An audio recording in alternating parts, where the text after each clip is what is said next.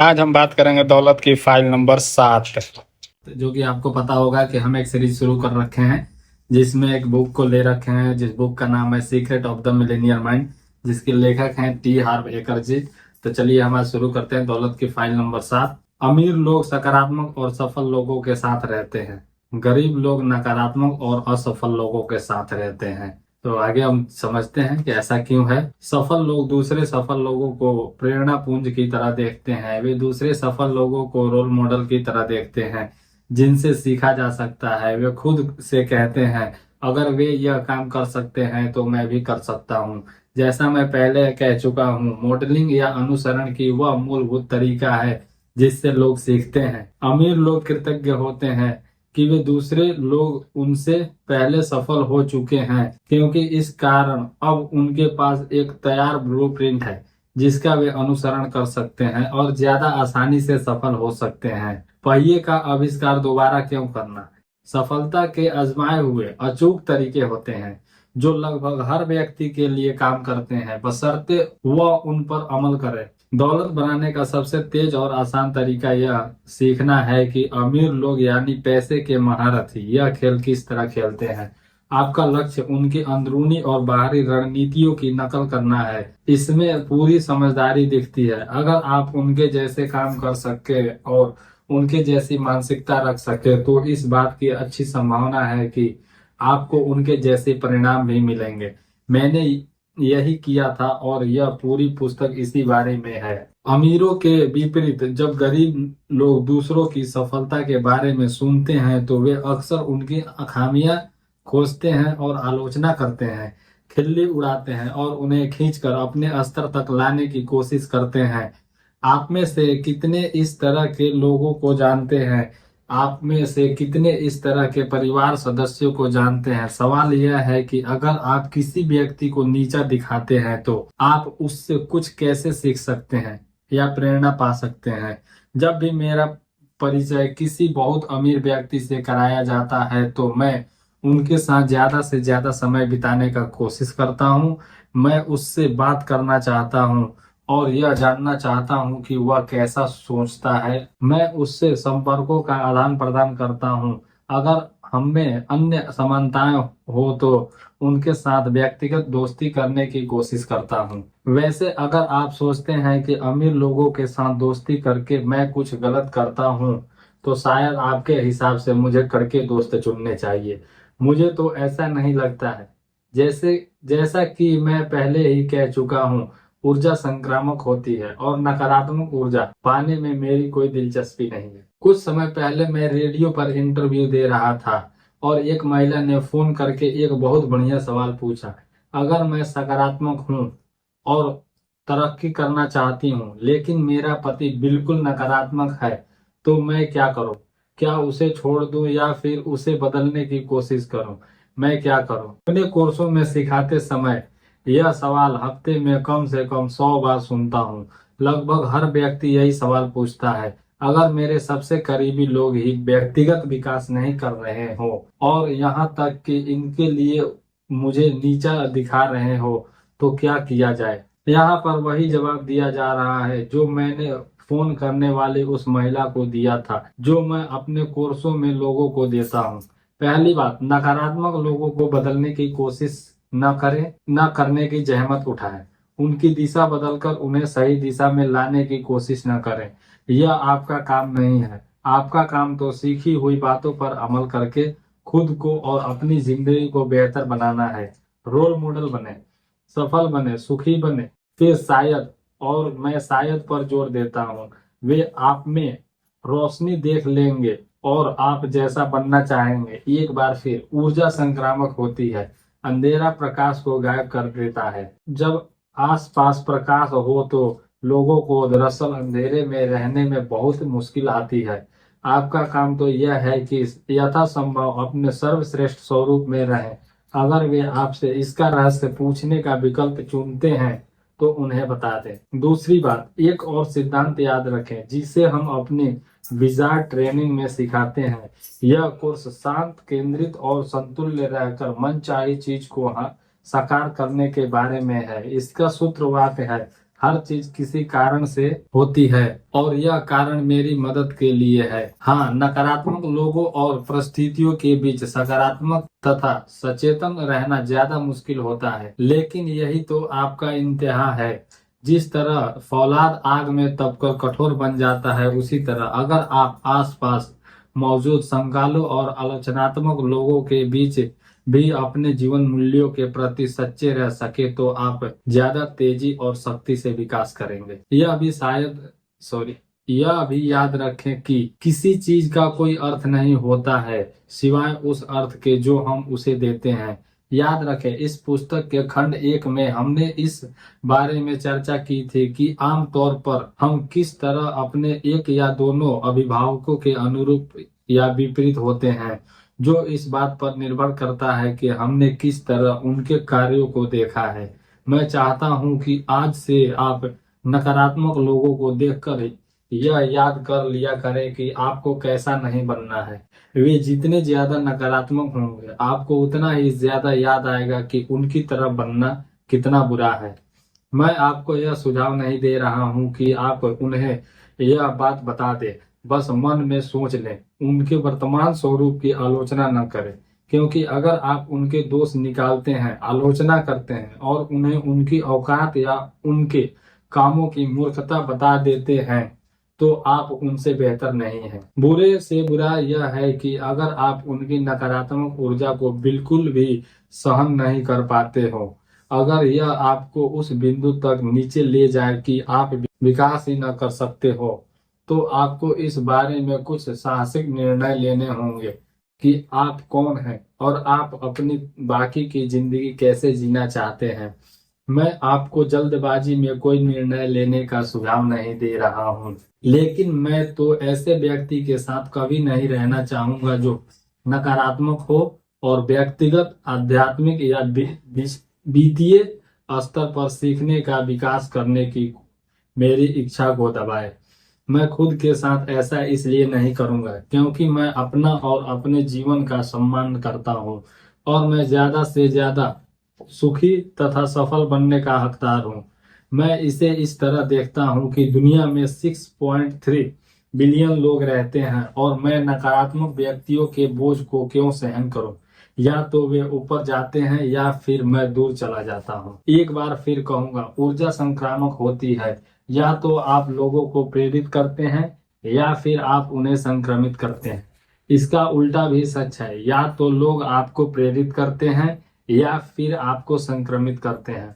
मैं आपसे एक सवाल पूछना चाहता हूं, अगर आपको पता हो कि किसी व्यक्ति को खसरा है तो क्या आप उसे गले लगाएंगे?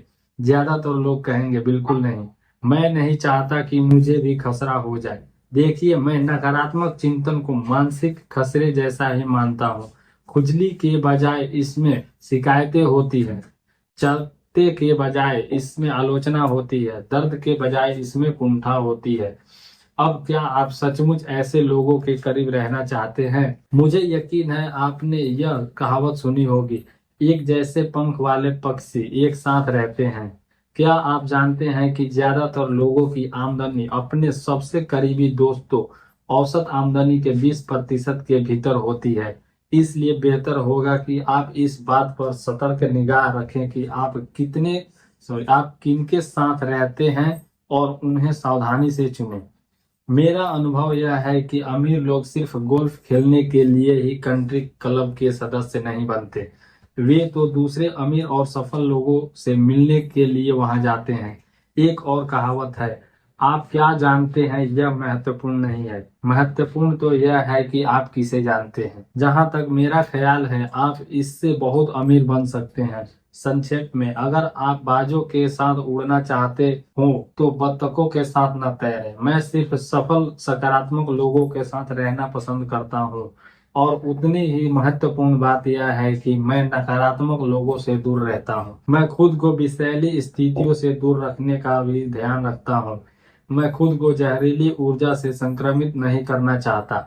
बहस, गपशप, पीठ पीछे होने वाली आलोचना को मैं इसी श्रेणी में रखता हूँ। मैं इसमें चिंतनहीन टीवी देखने को भी शामिल करता हूँ, जब तक कि आप इसे सिर्फ मनोरंजन के लिए न देख रहे हो। चिंता की बात तो तब है जब टीवी मनोरंजन का एकमात्र साधन बन जाए। मैं टीवी पर आमतौर पर मैच देखता हूँ। पहली बात, मैं माहिर लोगों को काम करते हुए या इससे मामले में कहें कि खेलते देखना चाहता हूँ। और दूसरी बात, मुझे मैच के बाद के इंटरव्यू सुनने में मजा आता है। मुझे चैंपियनों की मानसिकता सुनना अच्छा लगता है। किसी खेल की बड़ी लीग में पहुंचने वाले हर खिलाड़ी मेरी निगाह में एक चैंपियन है। उस तरह के हर खिलाड़ी ने वहां पहुंचने के लिए लाखों अन्य खिलाड़ियों को पीछे छोड़ा है, जिससे उनमें से हर एक मेरे लिए अद्भुत बन जाते हैं। मैं जीतने के बाद का उनका नजरिया सुनना पसंद करता हूँ। यह पूरी टीम का बहुत शानदार प्रयास था। हमने अच्छा काम किया, लेकिन हमें अब भी सुधार करने करने हैं।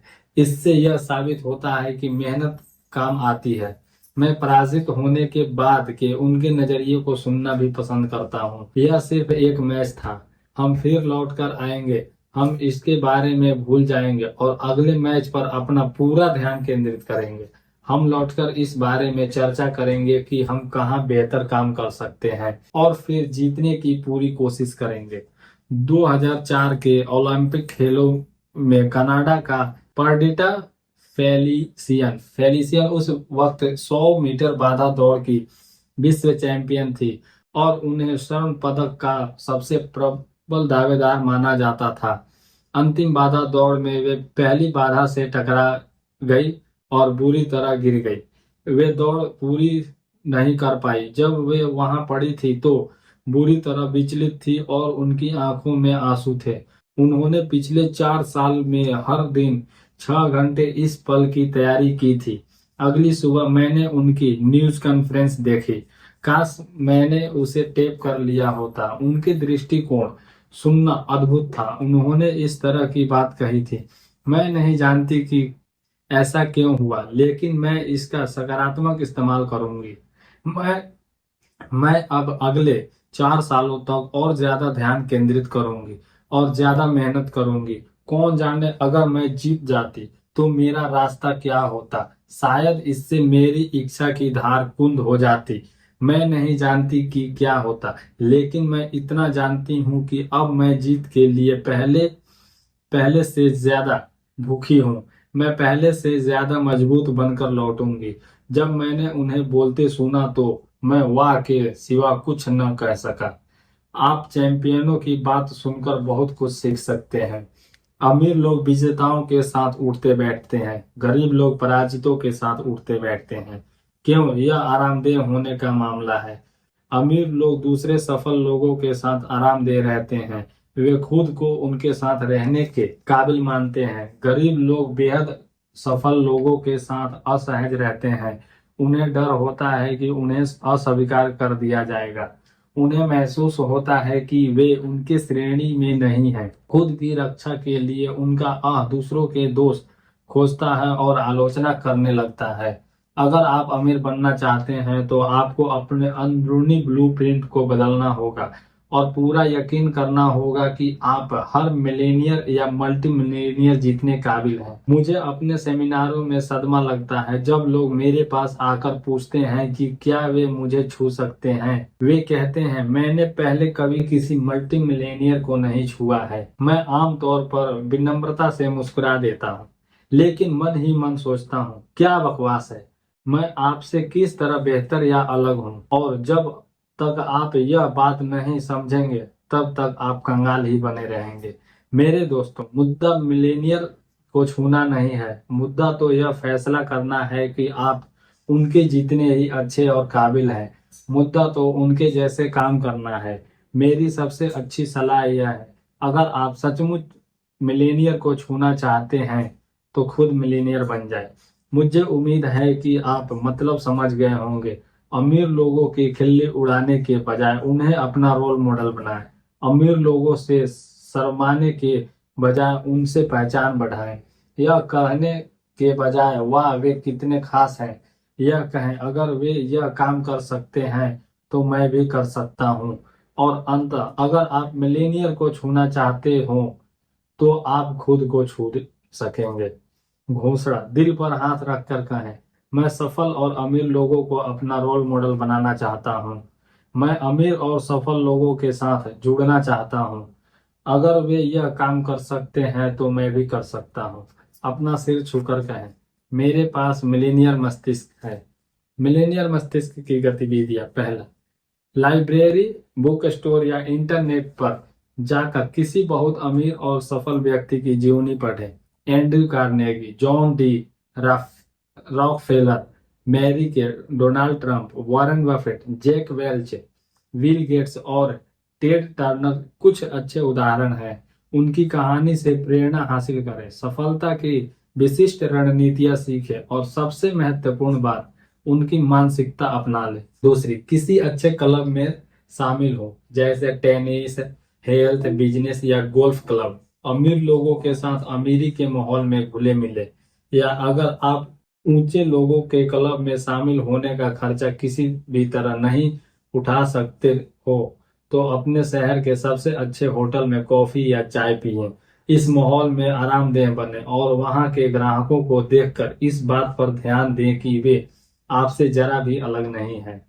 तीसरा, अपने जीवन की नकारात्मक स्थितियों या व्यक्तियों को पहचानें। खुद को हर नकारात्मक स्थिति या व्यक्ति से दूर हटा लें। अगर ऐसा व्यक्ति आपके परिवार का सदस्य है तो उसके आसपास कम रहने का चुनाव करें। फालतू टीवी देखना बंद करें और बुरी खबरों से दूर रहें। यहाँ पर हमारा दौलत का फाइल नंबर 7 समाप्त होता है। अगले वीडियो में हम बात करेंगे दौलत की फाइल नंबर 8। तब तक के लिए नमस्कार, जय हिंद।